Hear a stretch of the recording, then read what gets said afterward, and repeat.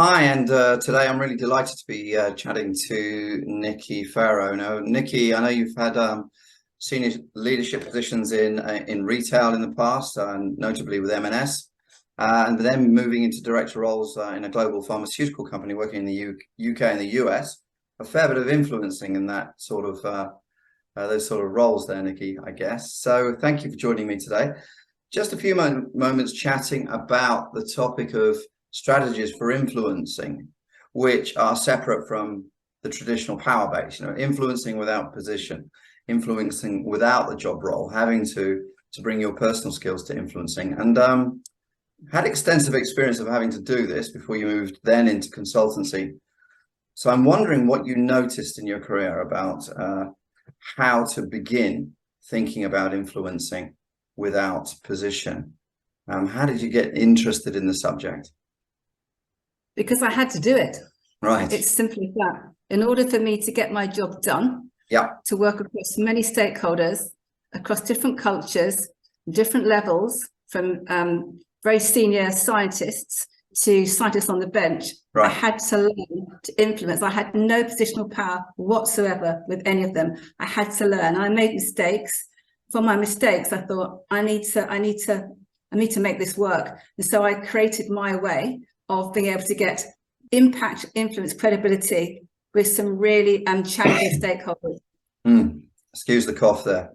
So, yeah, and I'm thinking with scientists in particular, those that I've come across have very little, quite rightly, I think, quite little respect, low respect for position. It is more technical knowledge. Is that right? It is more acumen in the field. That is the persuasion factor. It's a big persuasion factor. If I didn't have credibility, if I didn't have qualifications in behavioral psychology, if I hadn't been a director before, if I hadn't been a senior leader in other industries, could bring all that wisdom with me, I wouldn't have stood a chance. So that was my starting point. I had to have credibility and I had to be confident. I had to be really confident and assertive.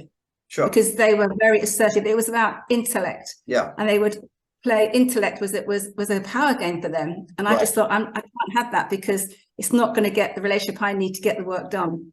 Okay. I had to work with it, not against it. Yeah. Well, that's great because I mean, that's a really great group to sort of use as an example, that a group that's naturally skeptical of position and only focusing on their area of expertise. So you had to learn some techniques and some ways of bringing influencing to bear, without a positional advantage. So what kind of strategies did you employ? What kind of ingredients work? What kind of ingredients don't work?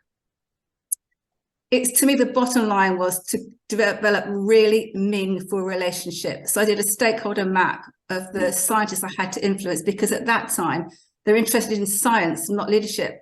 And I had to create a bespoke leadership development program that went across the US and the UK, from a senior director, like the top guy, down to bench scientists.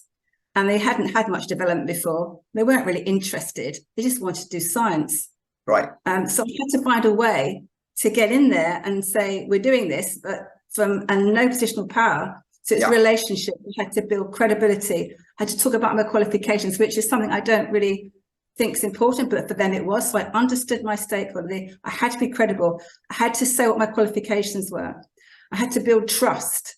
I had to be assertive. Sometimes I didn't feel confident. I had to fake it till I made it, because if I wasn't confident, they'd eat me for breakfast. I mean, seriously, eat me for breakfast.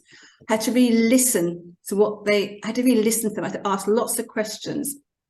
What does development look like for you? What are the no-go areas? What needs to be doing they're not doing now? What does success look like for you? I was asking them to talk to me more than I was talking to them. So asking questions, understanding their worldview, really seeking to understand, having empathy, compassion, no judgment. Really, and I went in with an agenda, like I had an outcome. Sure. But I had to be curious about how I got there. So I had to collaborate. Sure. We're in it together. Let's work this out together. So we need to do this. How are we going to make it work? There are a lot of things in there. So go pick out the main ingredients. We've got trust, which you developed through spending time, inquiring, conversing and listening. And you're saying that was a key element because you didn't have the position. So to win them round, they had to feel listened to. That's what I'm taking as one of the key ingredients. Is that right? A willingness to spend that upfront time engaging with their world was a key ingredient. Yeah. Would that be right? Yeah, on a one-to-one. Yeah. And really up for collaboration and listening. Yeah. Really, and then the second thing that's really important is emotional intelligence. And I know that's a word that's used a lot, but it's about knowing how I respond to certain people, and just being very mindful of how I respond. So if someone's being aggressive to me, sometimes they will, well, I don't want to do this. Why do I want to do development? My people need to be doing science. Yeah. So to just stay calm and just say, okay, I understand that, and then to explore that. And being aware of their body language and how they're responding, and noticing that and saying, I notice that doesn't quite sit right with you. No, it doesn't. Well, can we just let's talk about it? So it's that emotional intelligence underpins all of it. It's what my experience was. Right. No, that's really, really helpful, because what it's saying, and it's helpful for all of us. I mean, people across organizations, public sector, private sector, charity sector, who are trying to, certainly graduates and new joinees, trying to influence their managers, trying to influence upwards, for example. Others trying to influence supply chain when they, there's a shortage of supply. So we have to build really good relationships and influence the supply chain, for example, without a position, without being able to order it to happen, which is what we're talking about, Nikki, right?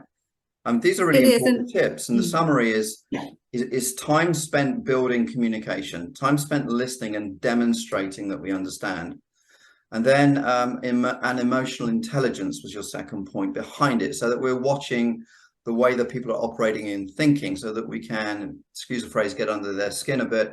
We can connect with their emotion as much as with their agenda and their logic. Would that be right? It is, and I had to show that I cared. Okay. And that they listened, heard, and valued, and we collaborated together. We're in it together, Sure. And that was fundamental in getting them to come on board, and they did. They did. So that caring, that's the very important commitment. Yes, it was genuine. It wasn't just for yourself. You were doing it for you. You were doing it for them as well as they sensed a sense of care too.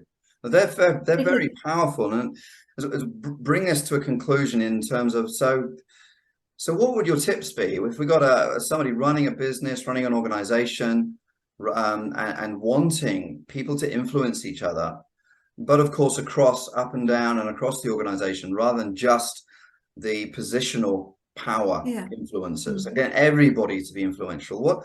What tips would you suggest to somebody who wants to design that sort of culture where people can influence each other across the board? My experience of working with organizations is the way that you can make that work is to provide, people want to impact and influence, they want to collaborate. They do, they want that connection. So if that's our starting point, then give people a framework to have those conversations, to understand about trust, credibility, having confidence, having a toolkit, have the conversation when things go difficult. So what do you do then? And to give them a real good framework to actually do that, and one that's based with emotional intelligence about self-awareness, how I respond, how others respond.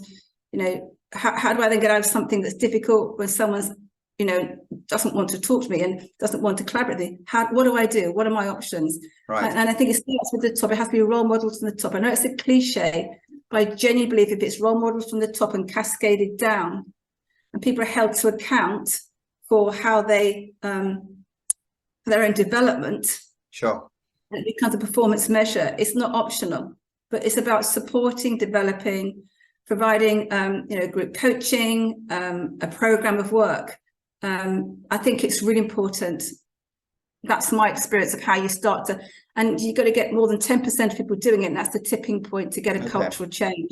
Okay, so this role model bit is the thing that's triggered it for me, really. It's getting, if you want to build that kind of culture, the key thing I think you're saying is that the leaders of that, the positional leaders, need to demonstrate that they're engaged in listening and connecting and understanding, because that will encourage the others in the organization to do that, and then the others will become more influential. Is that what we're saying?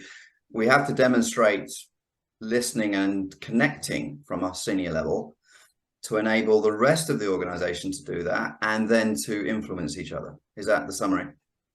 It is. And just to add to that, it's about them demonstrating they're not using positional power to influence.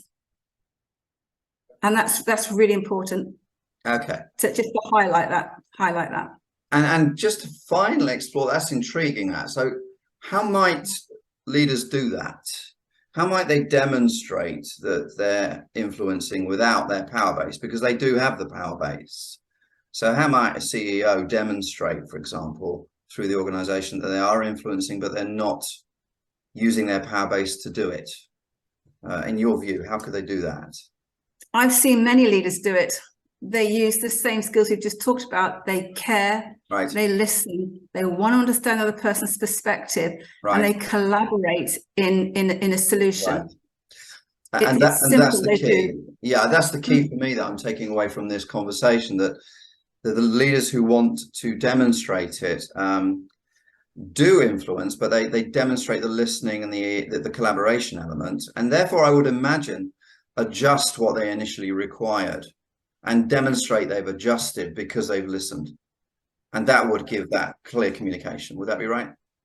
It is, and I've heard leaders say, you know, I'm open to listen, and if we need to change things, I'm happy to do that. So it's that openness and genuine wanting to make something different, right, and make something better, whatever that might be. And I've seen leaders do it to massive, you know, to really big impact, big cultural impact.